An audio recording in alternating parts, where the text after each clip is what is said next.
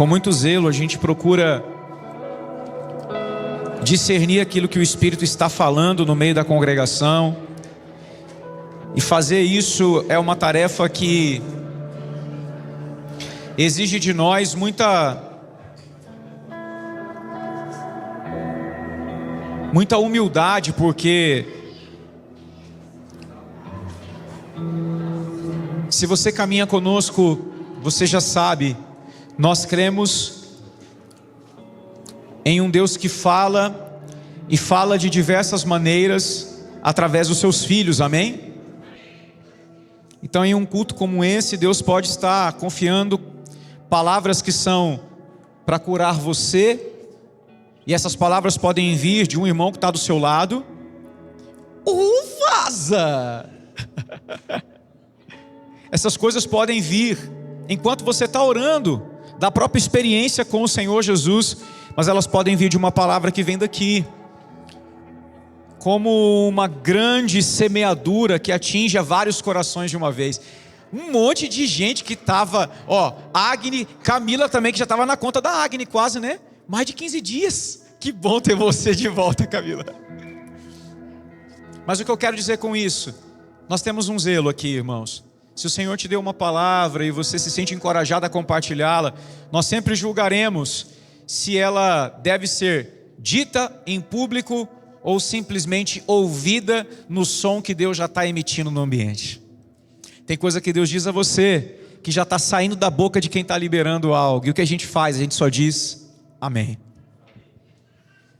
E eu pedi para o Andrei falar isso, ele não tem nem noção do que eu ia pregar. Mas quando ele me mostrou o texto, eu achei importante ele compartilhar aquela palavra como um preparo da terra do seu coração para o que eu quero dizer. Mas me intrigou o fato de que foi exatamente o texto das bodas de Caná da Galileia. Eu não vou pregar nesse texto, mas esse texto tem uma peculiaridade que se conecta com o que eu quero falar nessa manhã. Quando Jesus faz o pedido, enchei as talhas, existem palavras específicas no grego para definir que tipo de talha que Jesus estava fazendo menção. E aquelas talhas, o texto diz, são talhas de purificação. Para o ritual judaico, talha de purificação era a água que se usava para lavar as mãos e os pés dos convidados que estavam chegando no seu ambiente. Era a tradição dos judeus. Quando Jesus diz, por exemplo, a Simão, que o recebe de forma injusta em sua casa, você não me lavou os pés, lembram dessa passagem? Simão, se não estiver equivocado, né? Ele está fazendo menção a isso, tipo, nem o que é básico, o que é tradição você me deu, você me recebeu como um qualquer. Era comum chegar na casa e alguém lavar seu pé, dizendo para você com aquela lavada de pés que você estava bem-vindo para entrar naquele recinto. Era um casamento, haviam talhas de purificação, porque o anfitrião não queria que ninguém se sentisse desrespeitado. Então, pensa comigo, se Jesus pediu para encher as talhas da purificação, essa era a talha que estava cheia de água suja. Só que para encher, primeiro tem que esvaziar. Se é talha de purificação, ou se não é talha de purificação, não importa, para Jesus está cheio ou está vazio. Se está cheio de sujeira, tem como tirar? Porque eu posso acrescentar aquilo que essa talha não tem. A talha de purificação se transforma em talha de servir vinho, não porque mudou o material externo, porque mudou o seu conteúdo. E antes de entrar naquilo que eu quero falar de fato, o que eu quero falar de fato vem de uma reflexão da palavra vazio. Por isso me intrigou muito o que o Senhor falou ao coração do André. Porque há bons e há maus vazios. Há vazios que são ruins porque de alguma forma eles são efeitos colaterais de alguma coisa. Por exemplo, quando a gente, por não administrar direito as nossas relações, perde um amigo, isso traz sobre nós um vazio, que vem preenchido em seguida da culpa, do que eu poderia ter feito para evitar a perda. Esses vazios podem vir ainda mais pesados. Imagine alguém que se embriagou antes de dirigir, um acidente acontece e a pessoa que ama morre no acidente, essa pessoa sobrevive. O vazio da existência do ser amado vai ficar sempre acompanhado da culpa do porquê eu bebi no dia anterior. Então há vazios que são extremamente dilaceradores, meus irmãos. Você consegue me entender? Mas há vazios que são bons. Há vazios que testemunham que há espaço para que algo seja colocado ali.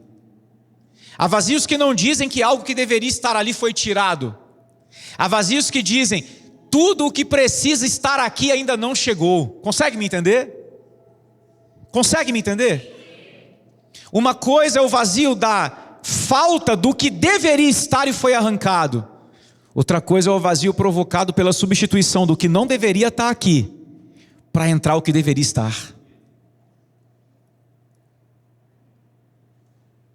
Então nem sempre que você vê vazio na Bíblia, você vê algo ruim. Em algumas ocasiões é Deus convidando gente cheia demais a tirar o conteúdo que não presta para receber o que vem de Deus. Gênesis tem uma pedagogia do vazio. Está todo mundo falando de Gênesis nesses últimos dias. Gênesis tem uma pedagogia do vazio no capítulo 1. No princípio Deus cria todas as coisas e Ele preenche um vazio. Um vazio que de alguma forma faz parte da beleza de uma pintura. É o testemunho de que algo estava esperando pela manifestação do Criador.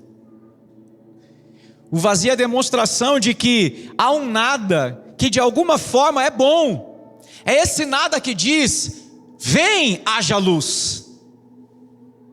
É esse nada que diz, venha, faço nova todas as coisas.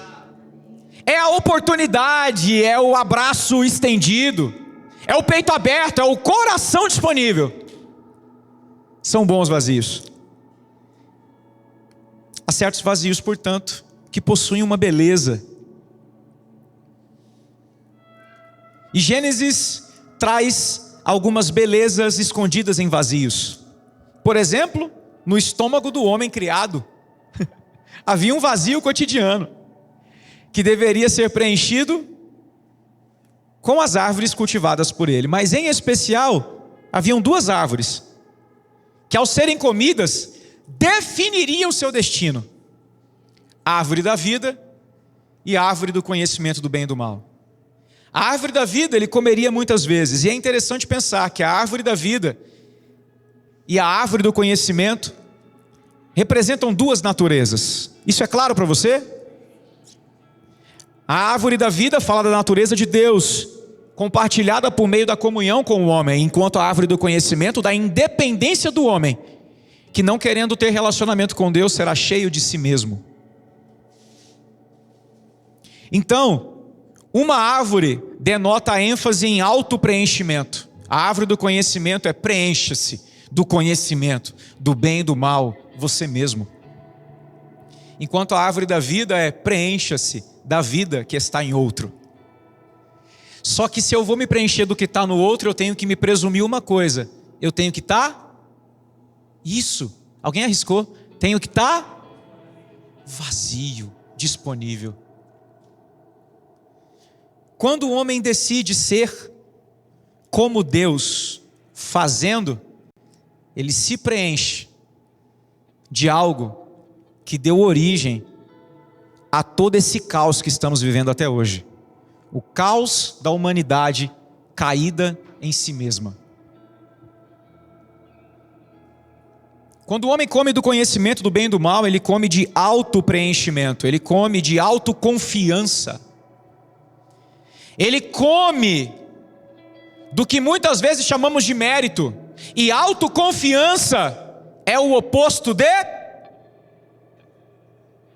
Prega comigo. Autoconfiança é o oposto de quê? De dependência. Obrigado, Jonathan. Autoconfiança é o oposto de dependência. Porque a autoconfiança é independência. Mas hoje, já que o Jonathan pregou comigo, acabou de botar a bola na marca do pênalti para rolar o gol. Eu queria falar da autoconfiança como um oposto da irmãzinha querida da dependência. E a irmãzinha querida da dependência se chama humildade.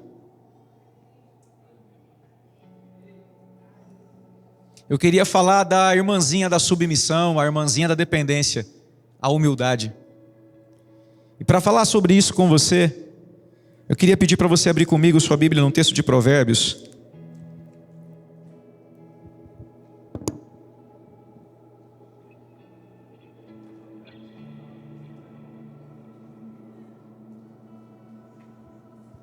Capítulo 3, versículo 5, por favor.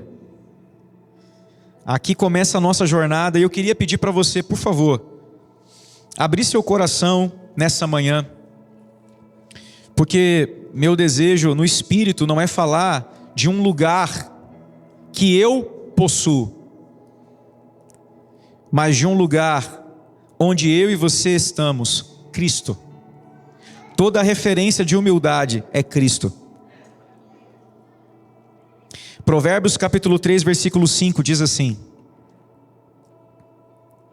confia no Senhor de todo o teu coração, e não te estribes no teu próprio entendimento. Verso 6: reconhece-o em todos os teus caminhos, e Ele endireitará as tuas veredas.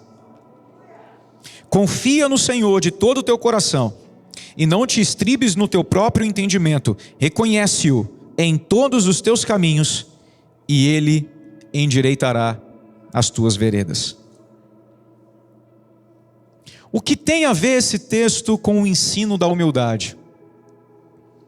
Para entendermos a correlação entre esse texto e humildade, a gente precisa voltar ao momento que o Jonathan pregou comigo, entendendo que o oposto de autoconfiança é dependência. O texto está falando: confia no Senhor de todo o teu coração. Ou seja, todo significa que não existe espaço para outro senão o Senhor. O texto está pedindo ao seu ouvinte: deposite toda a sua força no Senhor. O nome disso é dependência. Dependa inteiramente do Senhor. E ele ainda traz uma exortação. E o que é isso afinal? É não tropeçar no teu próprio entendimento. Porque o homem autoconfiante está no fundamento do primeiro Adão: conhecimento do bem e do mal. O homem autoconfiante ainda acredita ser capaz de fazer algo por si mesmo, de encher-se. O homem autoconfiante ainda acredita ser capaz de promover a si mesmo algum tipo de aperfeiçoamento, bem. O que quer que a gente chame de algo positivo? O homem autoconfiante acredita que consegue, por si mesmo, construir uma torre e chegar até o céu.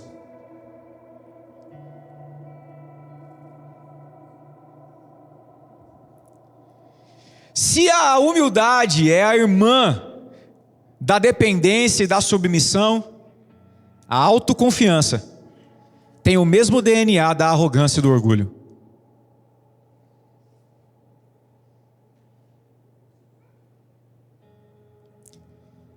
A exortação do sábio em Provérbios está nos dizendo que confiar totalmente no Senhor é remédio contra o engano da arrogância.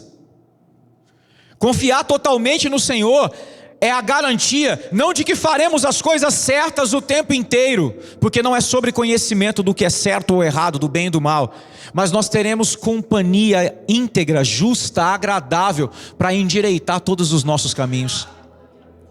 Se eu confio em quem está comigo, eu não preciso de mapa, eu só preciso de conversa.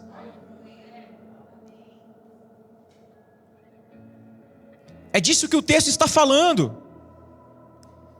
E aqui a humildade se integra à nossa mensagem, porque quando falamos a natureza do primeiro Adão, que caiu por causa da arrogância. Estamos falando daquele que deu a natureza comum a todos nós, raça humana. Mas a Bíblia diz que Deus, na plenitude dos tempos, enviou seu Filho nascido de mulher, nascido sob a lei. E João vai explicar que ele é o Verbo que se fez carne, habitou entre nós, vimos a sua glória, glória como a do unigênito do Pai, e este que habitou entre nós, nos compartilhou o poder de sermos feitos filhos de Deus. E o texto explica, estes que não são segundo a vontade do sangue, segundo a vontade da carne, nem da vontade do homem, eles são da vontade de Deus, eles vêm da mente de Deus. Então, o último Adão, o Filho, Cristo, vem para gerar uma outra humanidade, uma nova criação com uma nova raça e uma nova natureza. Logo, tudo o que somos vem de quem Cristo é. O nosso DNA, a nossa identidade, ela é compreendida a partir de Cristo. Mas eu pergunto, quem Cristo é? Talvez você no pé da letra responda, o enviado, o ungido de Deus. Muito boa resposta. Se você não respondeu, eu respondi por você, para eu poder continuar pregando. Mas o que realmente torna Cristo? Cristo. O que o constitui Cristo? Qual a virtude que torna para nós materializado o seu grande amor? Na sua opinião, qual é a virtude de Jesus que torna materializado o amor dele? Porque talvez você diga, é o amor, eu já estou explicando. O amor é a materialização, é a expressão. Existe uma virtude que torna o amor materializável. Na sua opinião, qual é? Obediência, humildade, alguém quer arriscar mais alguma coisa? Entrega, submissão. Muito bom. Tudo isso aqui é sinônimo de humildade. Quando o apóstolo Paulo vai falar de nosso Senhor Jesus Cristo como referência à igreja de Filipos, ele começa dizendo: tende em vós o mesmo sentimento que houve em Cristo Jesus. E aí ele não descreve um sentimento, ele descreve um movimento. Que mesmo sendo Deus, não teve por usurpação ser igual a Deus, mas a si mesmo se esvaziou. Vamos ler o texto? Porque ele começa falando de sentimento e depois começa a explicar um movimento. Filipenses 2.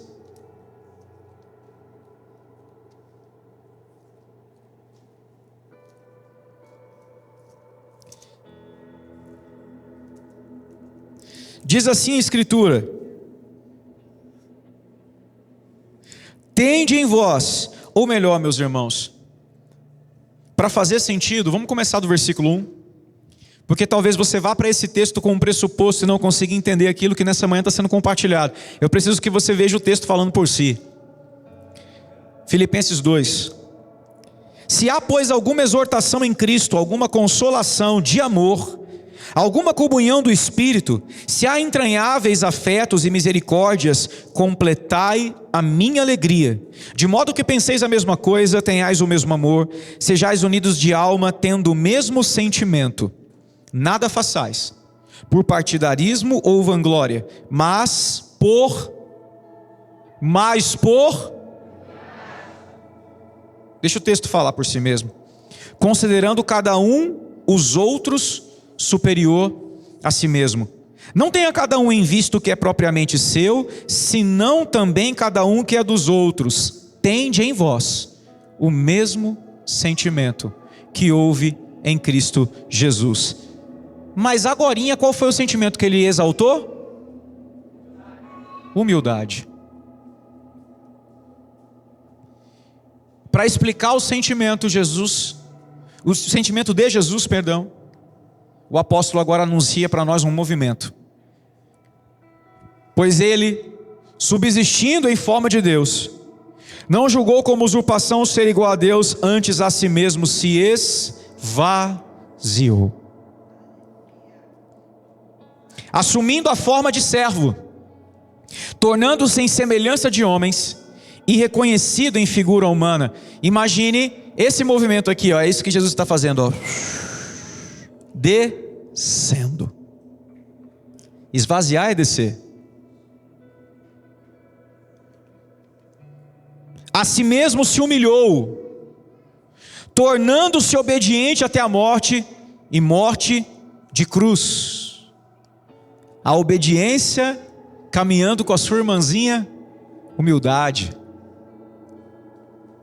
Pelo que também Deus o exaltou sobremaneira. Agora veja outro movimento. E lhe deu o nome que está acima de todo nome, para que ao nome de Jesus se dobre todo o joelho nos céus e na terra e debaixo da terra, e toda língua confesse que Jesus Cristo é Senhor, para a glória de Deus Pai.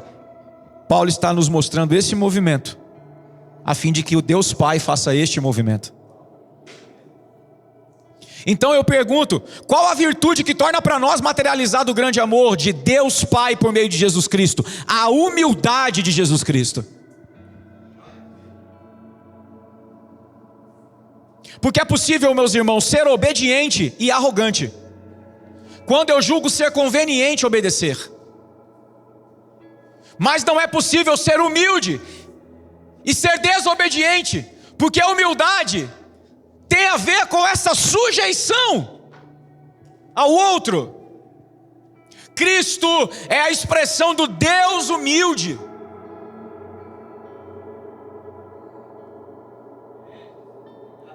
E do homem humilde. Totalmente homem, totalmente Deus. O homem criado em humildade, a imagem e semelhança do Deus humilde. O homem que anda em humildade, porque anda do Espírito do Deus humilde. O homem que anda aspirando o preenchimento, porque é testemunho de que Deus tem prazer de colocar todas as coisas para a sua glória no homem. Jesus é este caminho para restaurar aos homens o seu estado original de perfeita humildade. Irmãos,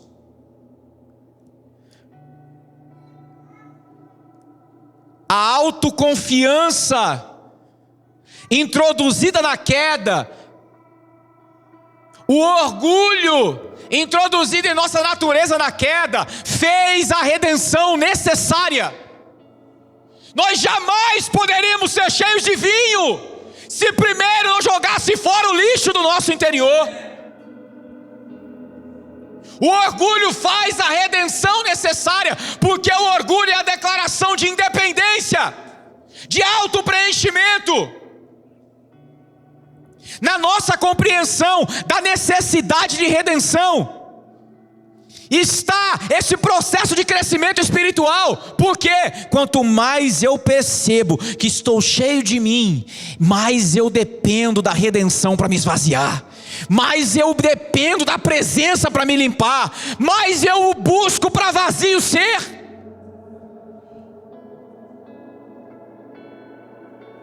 Quanto mais consciente da terrível natureza que há em mim, do terrível poder de orgulho que me possuiu com Adão, mais eu, nascido de novo, clamo em meu espírito dizendo: Senhor, me despoja do resto de orgulho que ainda me resta. Irmãos, não há ser humano que não seja orgulhoso em sua natureza.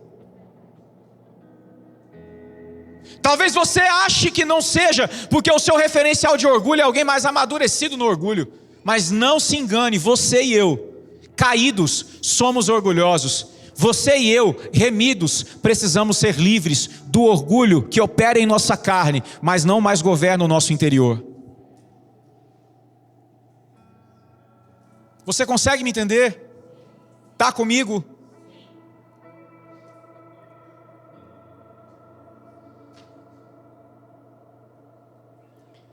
Esse movimento de esvaziamento que Paulo apresenta para explicar o sentimento de Cristo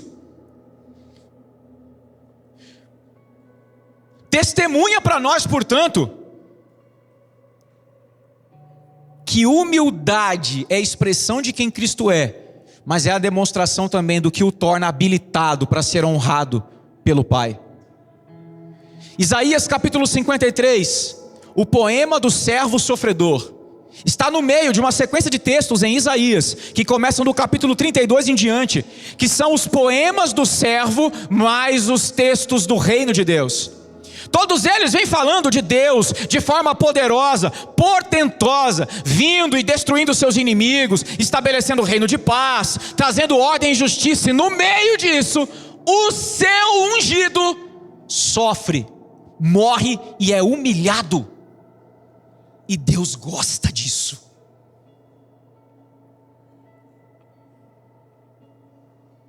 No meio de todo esse capítulo de esperança, de todos esses capítulos de esperança, um capítulo de humilhação aparece. Supondo para nós que a metodologia que Deus usaria para implantar o seu reino não é como a metodologia humana.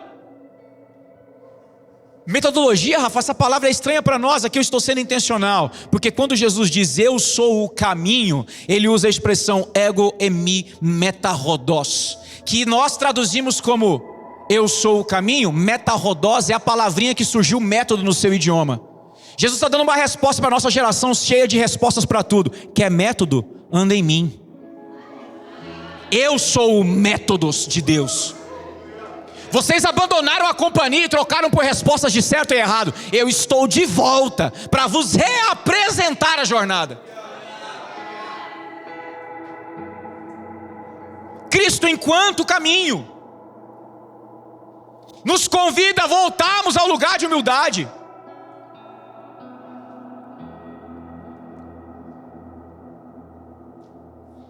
Isaías 53, como eu disse, é o capítulo do sofrimento, no meio das descrições de apogeu. Eu queria ler com vocês.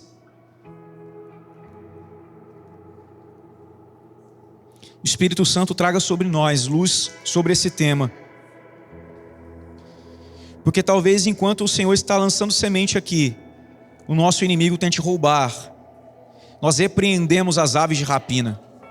Nós repreendemos os espíritos roubadores de semente nessa manhã.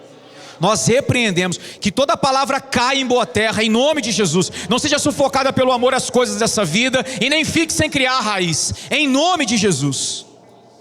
Eu repreendo toda a ideia de eu não entendo, eu não compreendo, em nome de Jesus. Revelação sobre nós nessa manhã, Senhor.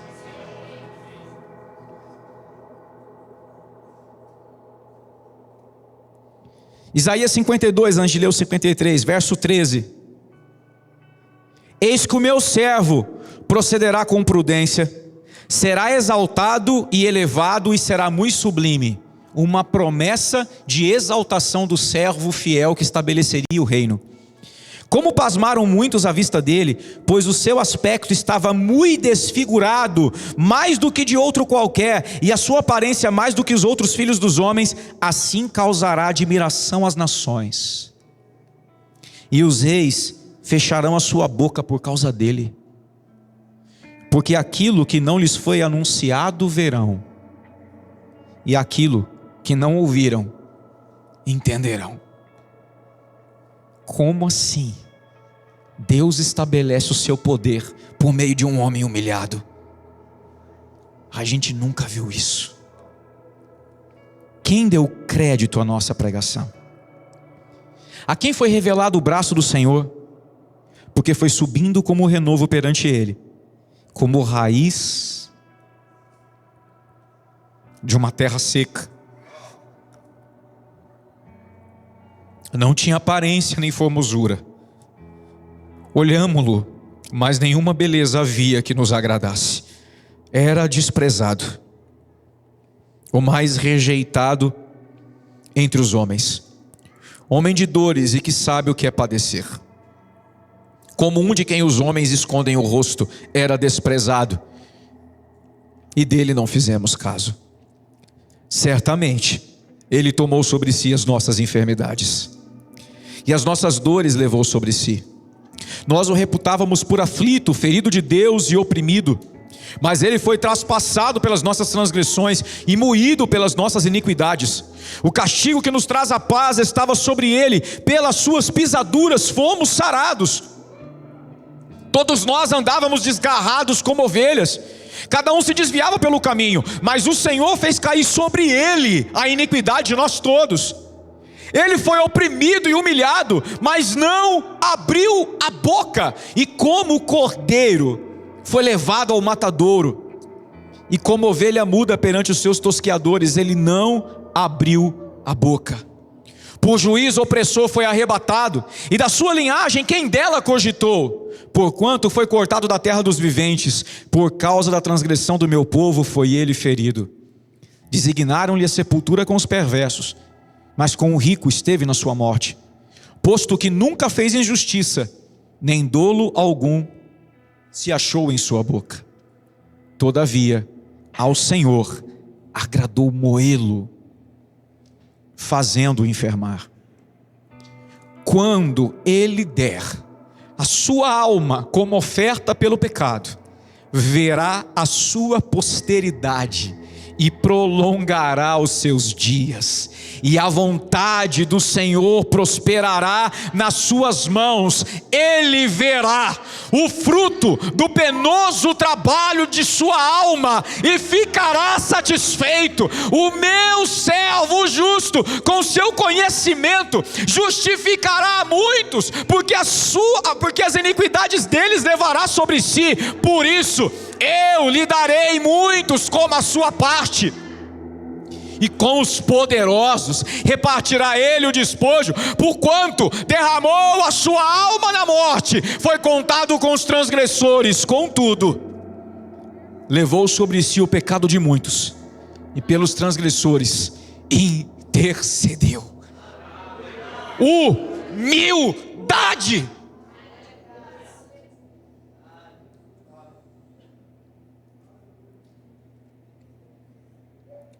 O sentimento presente em Cristo Jesus. Rafa, dentro desse contexto de vazio, nos ajude com uma pequena definição de humildade. Eu não vou ter coragem de fazer isso. Vou emprestar as palavras de um irmão que tem me ferido bastante, Andrew Murray. Um livro que eu ganhei de presente há algum tempo atrás, que saiu do meio dos meus livros para me cortar no meio. Humildade é o fruto do completo nada ser, que vem quando entendemos como Deus verdadeiramente é tudo, e por meio desse entendimento damos caminho a Deus para ser tudo. Sendo simples, humildade é quando eu confio nele de todo o coração, porque não tenho mais como confiar nada em mim mesmo. Se ele é tudo e eu sou nada, eu quero que ele me preencha de quem ele é.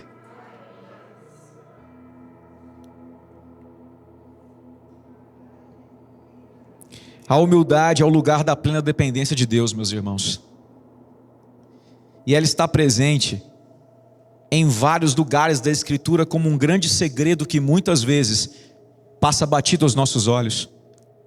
Por exemplo, no Sermão do Monte, quando Jesus começa a descrever os cidadãos dos céus e suas características, a primeira característica que ele cita é: bem-aventurados os pobres de espírito, dos tais é o reino dos céus. A palavra grega pobres denota alguém vazio das suas mais básicas necessidades, precisando de outro para preenchê-lo. Um pobre de espírito, a quem foi dado o reino dos céus, é um humilde.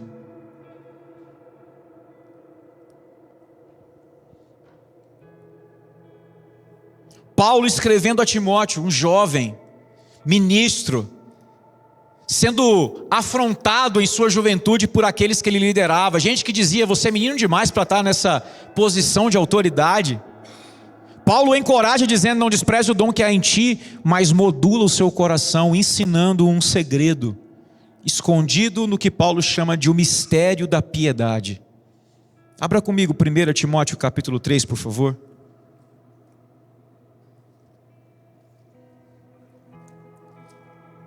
Primeira Timóteo capítulo 3.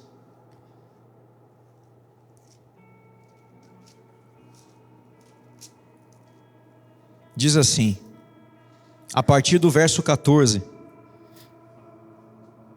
Para contextualizar você em nossa leitura, Paulo está dando a Timóteo as credenciais, as qualificações de um presbítero ou de uma presbítera, de um bispo ou de um diácono de uma comunidade local. Como é que Timóteo aferiria se aquele irmão está ou não maduro? Ele dá uma série de características. E depois de descrever essas características, ele faz a seguinte fala: escrevo-te estas coisas, esperando e ver-te em breve, para que, se eu tardar, fique ciente de como deves proceder na casa de Deus, que é a igreja do Deus vivo, coluna e baluarte da verdade. Olha aqui para mim. Todas as coisas que Paulo disse antes a Timóteo não são só sobre como Timóteo vai encontrar gente para ordenar o presbitério, é como Timóteo também deveria ser. E ele antecipa: ó Timóteo, eu estou te escrevendo essas coisas, porque se eu demorar, eu estou antecipando o que você precisa guardar no seu coração. E aí Paulo sintetiza o que ele acabou de dizer nas seguintes palavras, verso 16: evidentemente, grande é o mistério da piedade. Aquele que foi manifestado na carne, foi justificado no Espírito, contemplado por anjos, pregado entre os gentios, crido no mundo, recebido na glória. De quem ele está falando? Mas começa com manifestado na carne e termina com recebido na glória, igual ele descreveu aos Filipenses. O mistério da piedade esconde uma pessoa: Cristo. O movimento de encarnação de Cristo é o mistério da piedade. Só que o mistério da piedade que revela uma pessoa aponta um sentimento: humildade. Continuamos a leitura, capítulo 4, versículo 6. Paulo vai falar do mistério da piedade e em seguida vai falar daqueles que arrogantemente começarão a ouvir outras pessoas, dando ouvidos a outros ensinos que vêm só para afagar sua alma. Estou contextualizando você.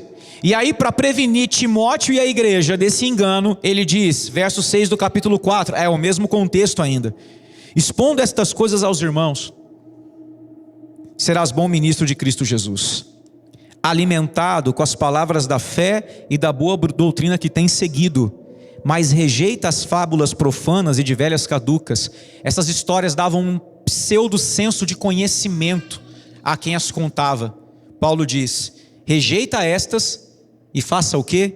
Exercita-te pessoalmente na piedade. Irmãos, piedade tem a ver com devoção, porque piedade é a demonstração de total amor ao Senhor e consequentemente ao outro. O piedoso é figura ao longo de toda a Bíblia de alguém que ama a Deus e ao próximo. Em resumo, ama o outro, a Deus enquanto totalmente outro e ao outro enquanto seu igual, mas fora de si. Um piedoso só não se ama, porque se amasse, seria orgulhoso. Um piedoso é vazio, preenchido do amor de Deus, liberando amor sobre os outros. Um piedoso é expressão de amor, porque antes de tudo é humilde. É por isso que a figura do piedoso está atrelada a uma pessoa humilde também, porque ele é quebrado em seus próprios valores, porque a experiência com o santo o quebra todo dia. A experiência com o irmão o quebra todo dia. Quando ele serve pão ao necessitado, não é só o necessitado que é servido, ele também é servido de reflexão ao pensar: meu Deus, como posso eu arrogantemente achar que governa a minha própria vida? Quem garante que amanhã eu não posso estar nesse estado? Ele é o pregador do velório que, ao olhar para o morto, pensa: esse é o fim de todo homem. Qual é a minha diferença dos demais? Carregado de humildade, ele captura as mensagens que o Senhor espalha no caminho.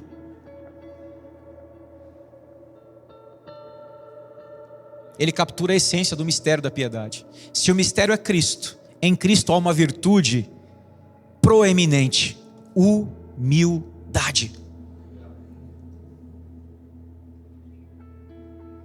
Quero continuar a leitura.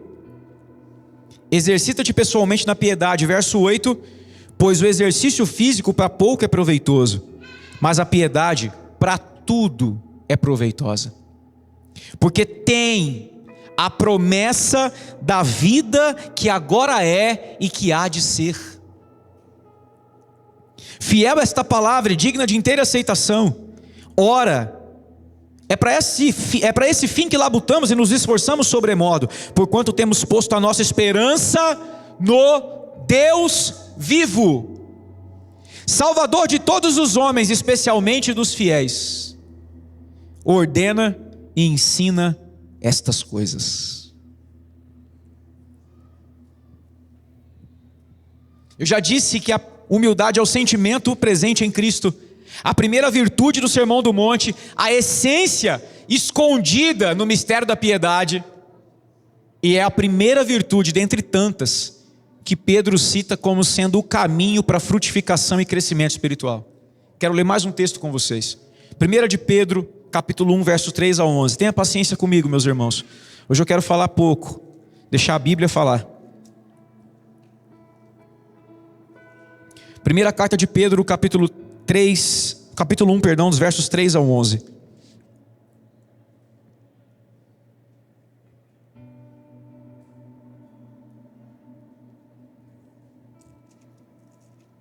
Desculpa, irmãos, segunda, tá? Segunda epístola de Pedro, capítulo 3, do versos 3 ao 11.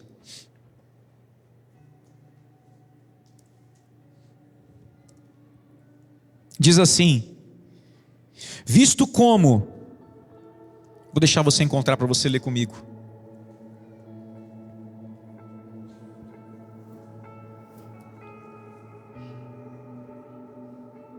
Segunda carta de Pedro, capítulo de número 1, verso 3 ao 11.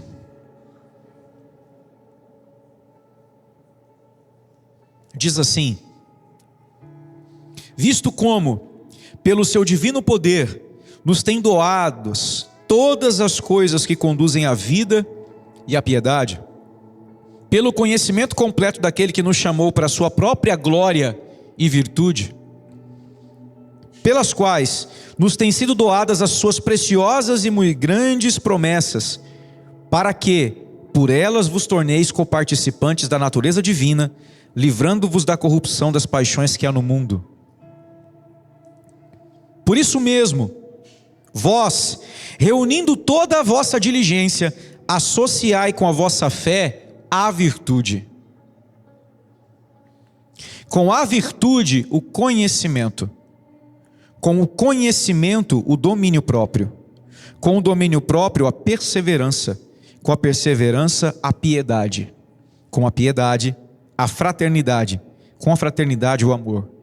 Porque estas coisas, existindo em vós e em vós aumentando, fazem com que não sejais nem inativos, nem infrutuosos. Literalmente, essas duas palavras do grego são nem preguiçosos e nem estéreis. Fazem com que não sejais nem preguiçosos e nem estéreis, no pleno conhecimento de nosso Senhor Jesus Cristo. Pois aquele a quem estas coisas não estão presentes é cego, vendo só o que está perto, esquecido da purificação dos seus pecados de outrora. Por isso, irmãos, procurai, com diligência cada vez maior, confirmar a vossa vocação e eleição, porquanto, procedendo assim, não tropeçareis em tempo algum, pois dessa maneira é que vos será amplamente suprida a entrada no reino eterno de nosso Senhor e Salvador Jesus Cristo. O texto é longo, mas basicamente Pedro está falando de como é que os irmãos cresceriam, se desenvolveriam. Primeiro ele dá uma garantia: é possível, porque Deus, pelo seu divino poder, já nos doou todas as coisas. Ele nos chamou para a sua própria glória e virtude. 2 vezes a palavra virtude aparece aqui. É possível crescer, se desenvolver, porque Deus já destinou todo o poder para isso, compartilhando conosco sua glória e virtude. É a primeira coisa que Pedro diz. A segunda: todas as coisas nos foram doadas, bem como as suas grandes promessas, com uma finalidade: que vos torneis coparticipantes da natureza divina. Deus já preparou todo o recurso para que você não tenha nenhum tipo de dúvida sobre: poderei alcançar essa estatura? A resposta é sim. Tudo foi destinado para que vos torneis coparticipantes da natureza divina, livrando-vos, esvaziando-vos da corrupção das paixões que há no mundo. Eu me esvazio e eu me apodero, no sentido de me torno tal qual Ele é.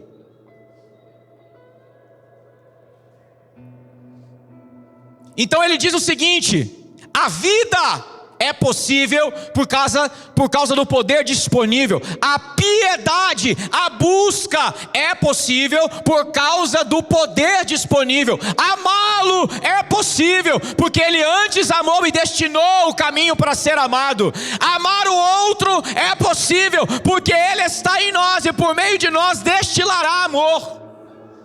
Ele está dizendo: tudo foi graciosamente disponível, porém, porque há entre nós preguiçosos e infrutíferos? Porque isso depende de desenvolvimento. E aí entra a sequência que Pedro propõe, ao dizer, verso 5: por isso mesmo, vós, ou seja, nós, juntando toda a vossa diligência, todo o vosso cuidado, toda a vossa atenção, toda a vossa dedicação, associai com a nossa fé a virtude. No grego, a virtude vem acompanhado de um azinho mesmo, dando a ideia de algo objetivo. Não é uma virtude ou algumas virtudes. A primeira coisa que eu associo à fé é a virtude. E essa a virtude é a mesma que ele compartilhou com glória. Glória e virtude. Humildade. Fé só cresce em coração humilde, porque existe espaço para preenchimento. Enquanto eu brigo com a palavra de Deus, enquanto eu digo eu sei fazer, enquanto eu digo eu sei resolver, enquanto eu tenho respostas, enquanto eu sou capaz de dar resultado, não tem como adicionar a virtude. É o primeiro ingrediente. Porque a fé de muitos se reduz a uma crença, porque para eles é um conhecimento que eles dominam, uma informação que possuem. E se é uma informação que possuem, é conhecimento do bem. Porque há tantos que, dotados de conhecimento sobre Cristo, ouvirão dele mesmo: aparta-te de mim, você que pratica iniquidade, nunca te conheci. Porque deter informação não é receber o caráter. Deter informação não é ter a essência. Pedro diz: associai a fé à virtude, com a virtude o conhecimento. Conhecimento aqui, para Pedro, não é ler coisas sobre Deus, até porque livro era coisa raríssima, inacessível. O conhecimento é a experiência propriamente dita, a quem Deus concede a graça de se revelar. Primeiro, a todos, porque graciosamente Ele quer ser conhecido de todos, mas aos seus, Ele se revela aos humildes. Deus se revelará ao soberbo ímpio, e ele não o verá, porque o soberbo está cheio de si mesmo, mas graciosamente Ele se revelará, pelo compromisso que Ele tem consigo mesmo, de tornar todos oportunizados a receber a sua misericórdia. Mas alguém que é capturado por Cristo, não pode se dar ao luxo de ter orgulho. A pedagogia é outra. Quer me conhecer? Se esvazie. Você se ama demais. Ama demais o seu dinheiro, ama demais a sua profissão, ama demais o seu status, ama demais o que você acha que sabe e não pratica. E aí aquilo que julgamos saber fica dentro de nós sem vida, seco, inoperante, sem significado. Como Pedro diz, infrutífero. A vida ganha um ritmo quase que parado, o que a gente chama de preguiça. Todo desenvolvimento é lento, fora de tempo, porque não há humildade. Porque se houvesse, a sua irmãzinha submissão nos arrastaria para o lugar da obediência. A gente é sabido demais, irmãos. Vamos conversar com as pessoas, já planejando a conversa na cabeça para ganharmos o assunto. Não estamos abertos a diálogo coisa nenhuma, nós já temos a nossa conclusão. O outro é mero participante do monólogo que eu já planejei aqui. Ele só encaixa as frases do que eu já conversei na minha cabeça. E vou usar a mesma palavra que o Luiz usou no início da mensagem dele. Não pense que eu estou mandando um recado para você, em nome de Jesus. Porque isso a Bíblia trata, acontece. Desde a velha aliança, quando Deus queria construir um povo, Deus falou: não conversem mexericos entre vocês, e quando vocês tiverem algo contra o irmão de vocês, vocês vão lá e vão falar. Vocês não vão guardar com vocês. Parecendo que estava ensinando criança a viver. Deus dá essa instrução clara no livro de Levítico. Diz para que não caia sobre vocês o vosso pecado. E a gente ainda admite, irmãos, um tipo de comunhão fajuta, em que a gente diz para o outro que está tudo bem, mas a gente guarda mágoa.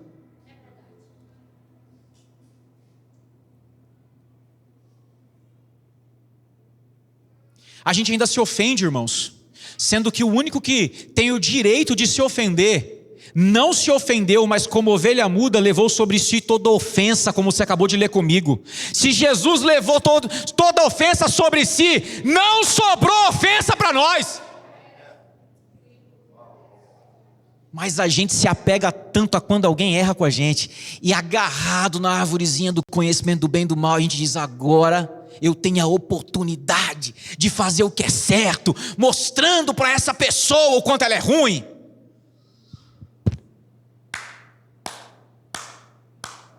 E assim Satanás, o pai do orgulho, vai discipulando mais um.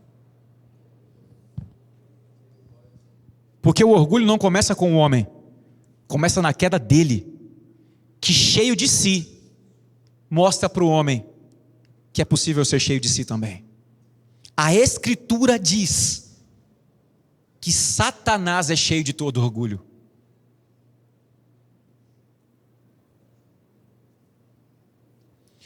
Muito do entrave em nossas vidas espirituais é porque orgulhosamente a gente diz que já sabe. O sermão que alguém está repetindo para nós, porque ainda não entrou no nosso coração. Se Deus quisesse que não fosse ouvido, não seria repetido.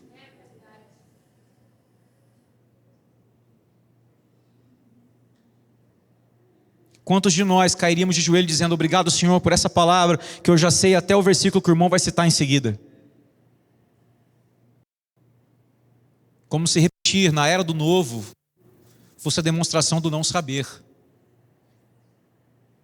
Nós estamos na era do novo, viciados em novidade, que não nos leva a lugar nenhum, que a gente não consegue guardar nada. E talvez Deus, em sua misericórdia e pedagogia, esteja repetindo, porque nós estamos demorando para guardar. Mas orgulhosamente a gente diz, de novo, esse tema, esse versículo, esse irmão só cita esse versículo.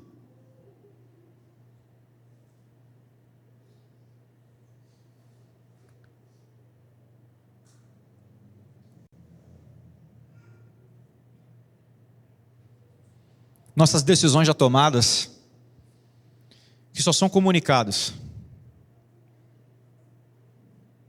mas que depois queremos que os danos sejam compartilhados.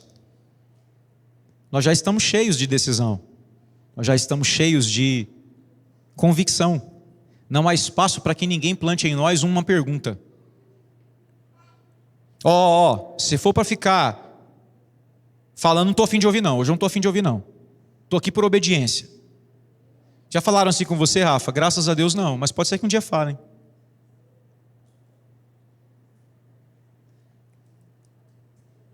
Pode ser que um dia eu seja tentado a falar.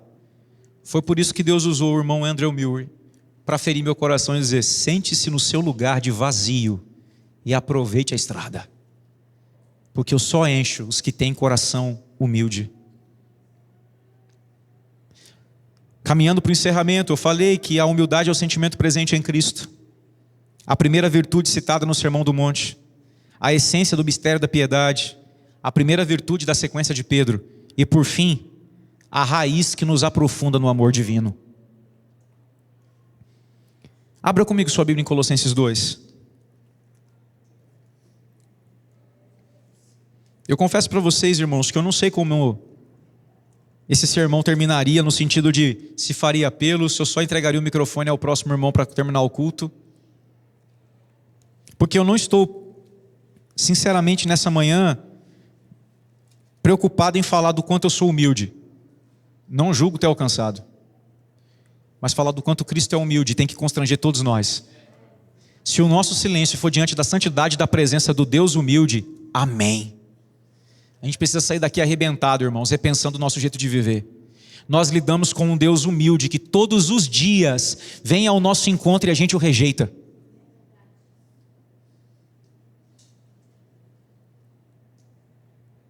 Colossenses capítulo 2, a partir do verso 6.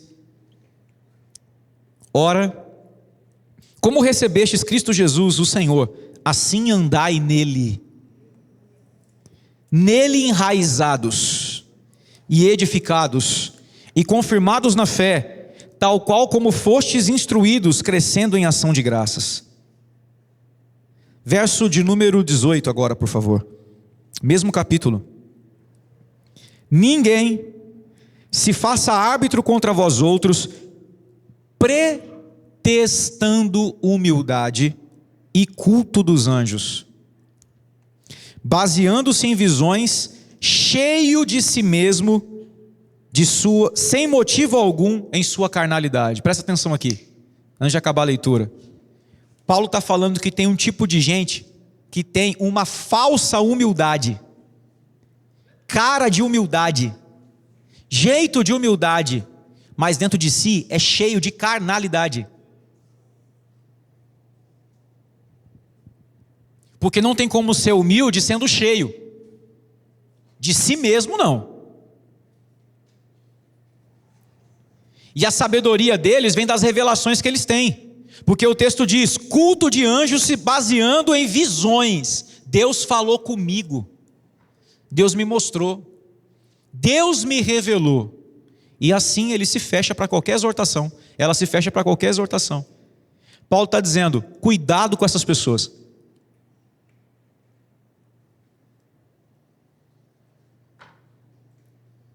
Não deixem que essas pessoas arbitrem sobre vocês. Sabe por quê? Preste atenção, Paulo está dizendo, ninguém se faça árbitro contra vós outros, e ele explica. O que é um árbitro, irmão? É alguém que vem julgar. Olha o tipo de pessoa que Paulo está dizendo, não pode julgar vocês. A pessoa que ninguém julga, porque Deus falou com ela. Sabe o que me torna apto a tocar você? É que me toquem. Se ninguém me toca porque só Deus fala comigo, você não deveria me ouvir.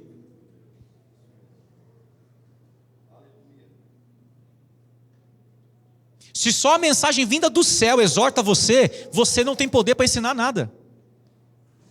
Um irmão vem, conversa com você no dia anterior, te exorta. No outro dia, rapaz, essa manhã Deus falou comigo a mesma coisa que o irmão disse. Tenha humildade para dizer que você pensou no que o irmão disse e reconheceu que estava errado.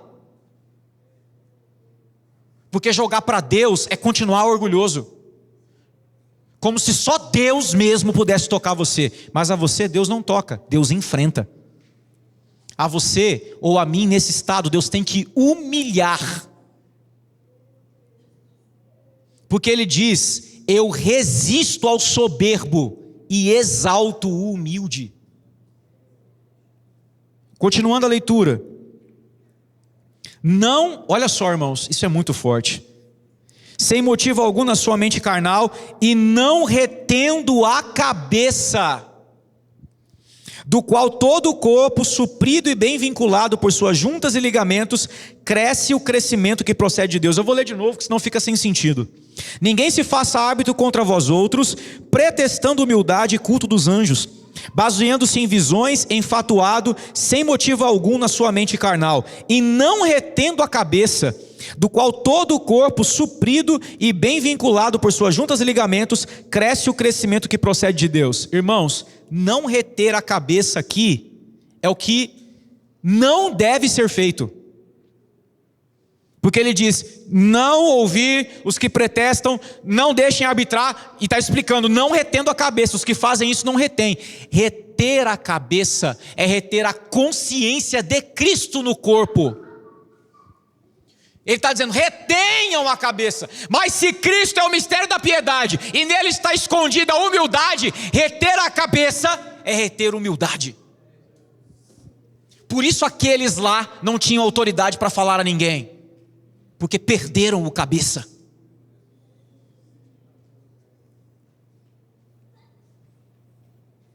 E encerro dizendo, Cristo é a humildade devolvida aos homens. O último Adão, plenamente humilde, nos chamando a andar em sua natureza. Tudo que eu disse sobre a humildade é algo que você e eu precisamos entender. Não é de uma hora para outra, é desenvolvido. É uma caminhada que começa com um maravilhoso chamado, escrito em Mateus capítulo 11. Eu quero encerrar com as palavras de nosso Senhor Jesus Cristo. E antes de ler o texto áureo, o texto que todos nós já conhecemos, eu quero mostrar o contexto, para fazer ainda mais sentido, essas palavras tão doces de nosso Senhor, que muitas vezes a gente usa para falar do alívio da tribulação que nós temos, mas que talvez a tribulação que a gente causou por causa da nossa arrogância. Então, antes de ir para o versículo de número 28,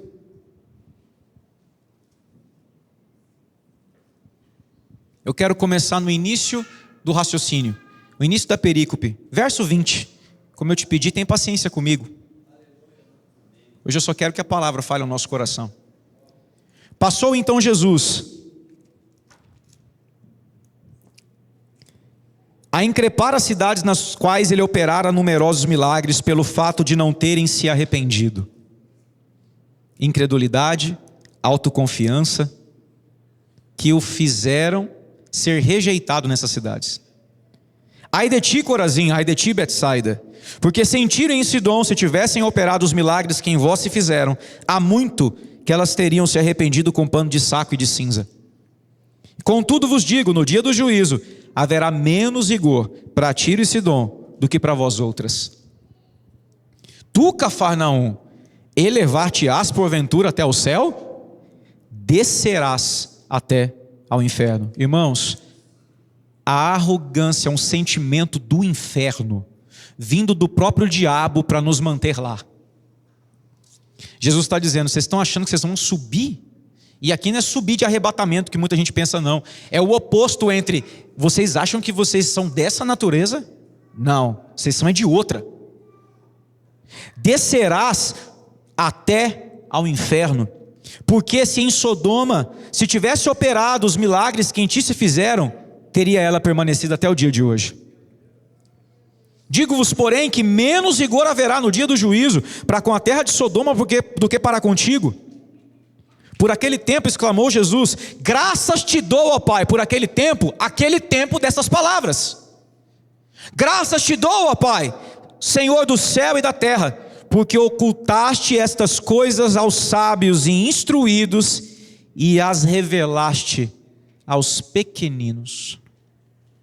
Sim, ó Pai, porque assim foi do teu agrado. Tudo me foi entregue por meu Pai. Ninguém conhece o Filho senão o Pai. Ninguém conhece o Pai senão o Filho, e aquele a quem o Filho o quiser revelar. Vinde a mim. Agora sim você está contextualizado com a perícope. Essa perícope é contra a arrogância de Cafarnaum, Betsaida e Corazim. Não é, vem aqui que eu vou arrumar a ferida que você arrancou, que você arrumou, porque você gerou esse vazio.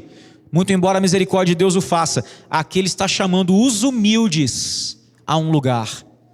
Vinde a mim, todos os que estáis cansados e sobrecarregados. A palavra cansado em grego significa alguém que se mexeu demais e entrou em estafa.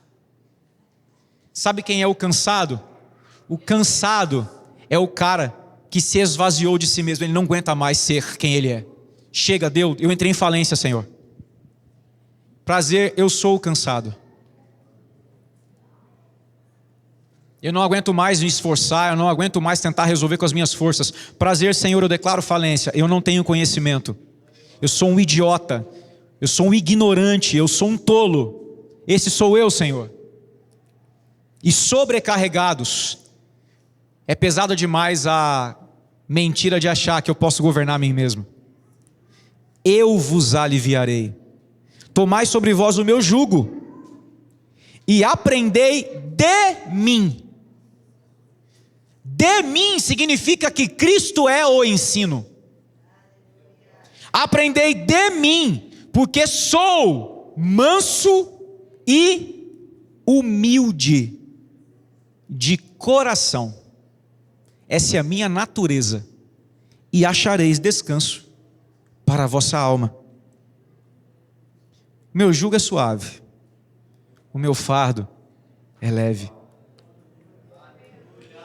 Confia no Senhor de todo o teu coração, não tropeces no teu próprio entendimento. Reconhece-o em todos os teus caminhos, e Ele endireitará as tuas veredas.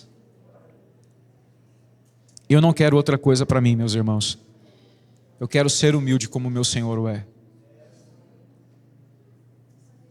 Eu não quero que vocês precisem mais do que uma conversa para me repreender de um erro. Se eu estou errado, eu quero ter a oportunidade de agradecer pelo conselho. Eu não quero levar 1 ano, 10 anos, 20 anos errando nas mesmas coisas, porque nem filho, nem esposa, nem pastor, nem ninguém me vence. Só Deus, se Ele quisesse, Ele falaria comigo. Eu não quero.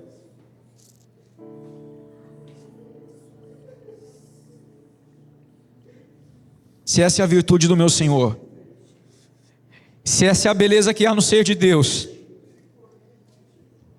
que Ele esvazie essa talha de pedra tão inútil e me preencha com seu vinho.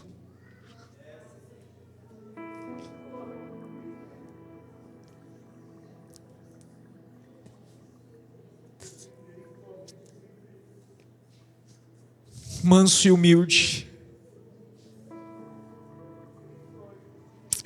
Quando você se descreveu, você não se descreveu poderoso e influente. Aprendei de mim que sou manso e humilde,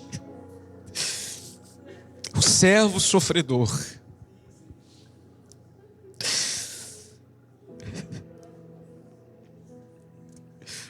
Eu me sinto honrado nessa manhã pela sua palavra, mesmo não tendo sido de forma alguma uma boca ideal para dizê-la.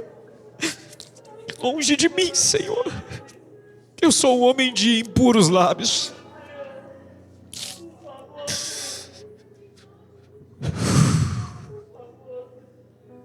mas os meus olhos te viram.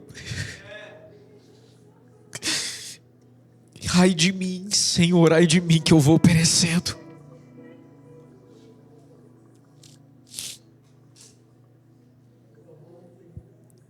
Você conhece todas as arrogâncias do Rafael.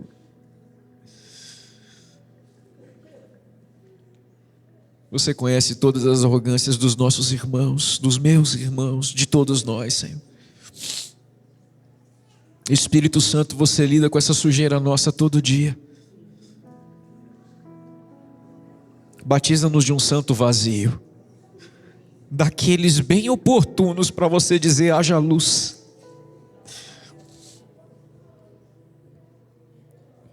Nós queremos acrescentar humildade à nossa fé, Senhor, para a gente crescer de verdade, para a gente se tornar frutífero e não ficar orgulhoso das folhas ou dos frutos, mas dar toda a glória para você. Viver de maneira que sejam bens, sejam posições, lugares de influência, tudo seja para a sua glória e nada roube o nosso coração, Senhor.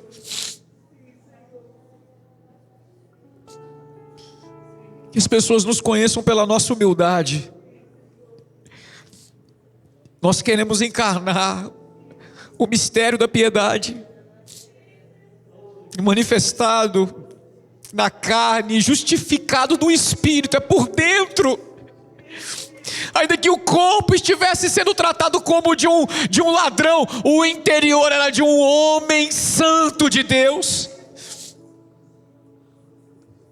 visto por anjos, os caídos inclusive, para que em sua humildade tivessem o testemunho de que o homem que Deus criou foi criado para ser cheio de Deus somente,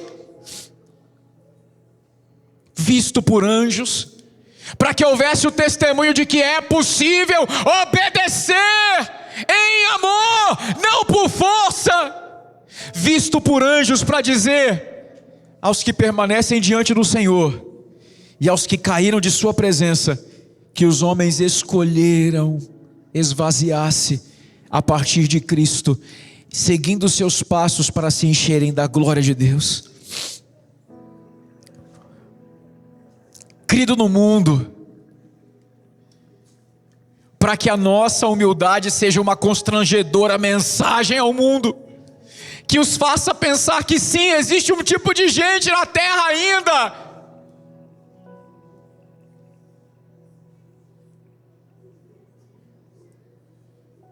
que traz esperança para o mundo, pregado entre os gentios, aqueles que tinham o poder na época, romanos, que podiam com sua autoridade mandar soltar, mandar prender, mandar matar. A estes foi pregado o Cristo crucificado e humilde,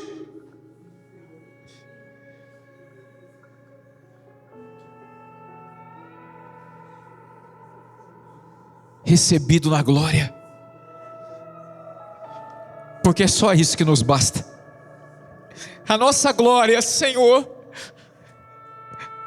é sermos cheios de quem você é. A nossa glória, Senhor, é conhecermos o Senhor como você é. A nossa glória, Senhor, é pertencermos a você, é comermos a comida da árvore da vida, a vida de outro que nos tornou nossa vida também.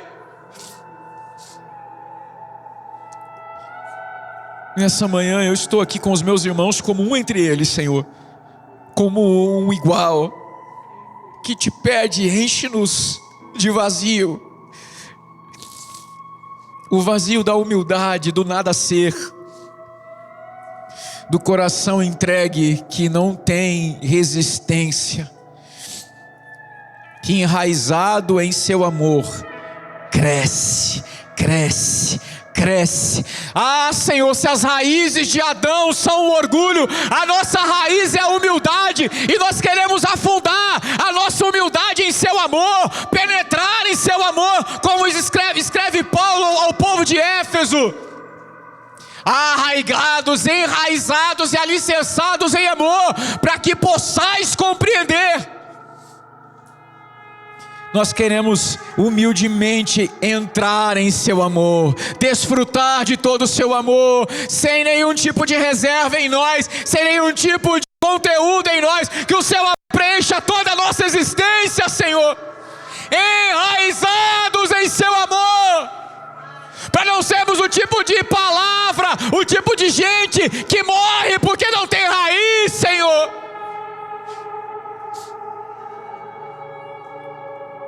Enraizados em seu amor, e assim habite Cristo em vosso coração pela fé. Mora aqui, Senhor, abre as janelas, tira os mofos, limpa as paredes, faz a casa do jeito que você deseja, o santuário do nosso interior à sua maneira.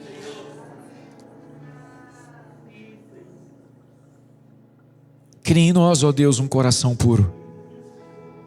Renova dentro de nós um espírito reto. E então, Senhor, anunciaremos aos gentios a sua salvação, e aos povos a sua misericórdia. Essa é a nossa oração, em nome de Jesus. Amém. Que o Senhor te abençoe, meu irmão. Volte lá para o seu lugar.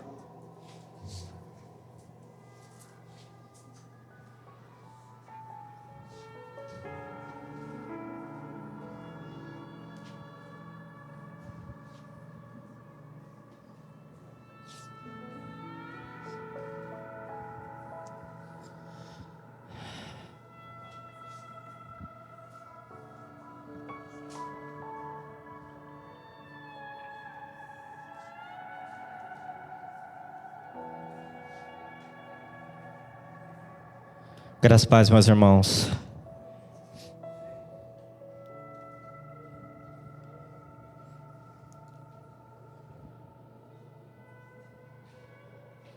Enquanto o Rafa ministrava, eu ficava percebendo a importância da gente olhar para dentro de nós mesmos, né?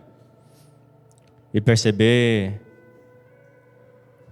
o nosso interior.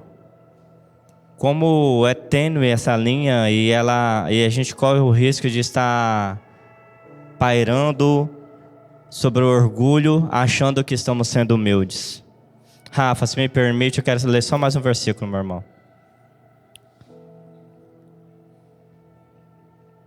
Porque pela graça que me é dada, digo a cada um dentre vós que não pense de si mesmo, além do que convém. Antes, pense com moderação, conforme a medida da fé que Deus repartiu com cada um. Humildade, meus irmãos. Saber exatamente quem nós somos no Senhor.